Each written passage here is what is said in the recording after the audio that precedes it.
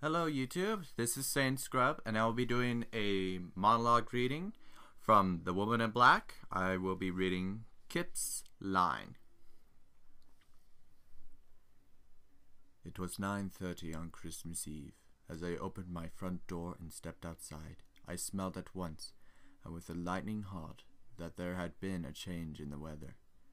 All the previous week we had thin chilling rain and a mist that lay low about the house and over the countryside. My spirits have for many years been excessively affected by the weather. But now the dampness and fogs had stolen away like thieves into the night. The sky was pricked over with stars and the full moon rimmed with a halo of frost. Upstairs, 3 children slept with stockings tied to their bedposts. There was something in the air that night, that my peace of mind was about to be disturbed, and memories awakened that I had thought long forever dead. I had, naturally, no idea that I would ever again renew my acquaintance with mortal dread and terror of spirit. Would have seemed at that moment impossible. I took a last look at the frosty darkness, sighed contentedly, and went in to the happy company of my family.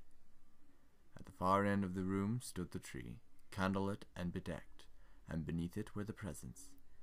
There were vases of white chrysanthemums, and in the center of the room a pyramid of gilded fruit and a bowl of oranges stuck all about with cloves, their spicy scent filling the air and mingling with the wood smoke to be the very aroma of Christmas. I became aware that I interrupted the others in a lively conversation. "We're telling ghost stories, just the thing for Christmas Eve." And so they were, vying with each other to tell the horridest, most spine-chilling tale. They told of dripping stone walls and uninhabited castles, and of ivy-clad monastery ruins by moonlight, of locked inner rooms and secret dungeons, dank, charnel houses and overgrown graveyards, of howlings and shriekings, groanings and scuttlings. This was a sport, a high-spirited and harmless game among young people. There was nothing to torment and trouble me, nothing of which I could possibly disapprove. I did not want to seem a killjoy, old, stodgy, and unimaginative. I turned my head away so that none of them should see my discomfiture. "And now it's your turn." "Oh no," I said, "nothing from me." "You must know at least one ghost story. Everyone knows one." Ah, yes, indeed.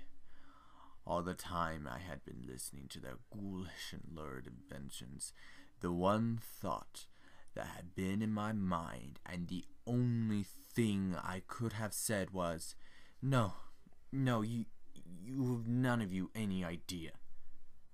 This is all nonsense, fantasy. It is not like this. Nothing so blood-curdling and decrypted and cruel.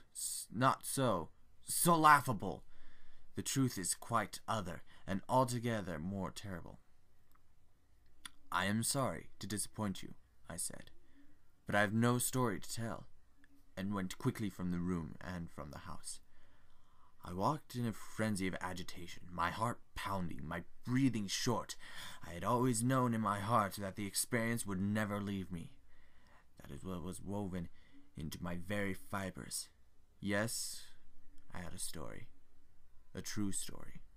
A story of haunting and evil, fear and confusion, horror and tragedy.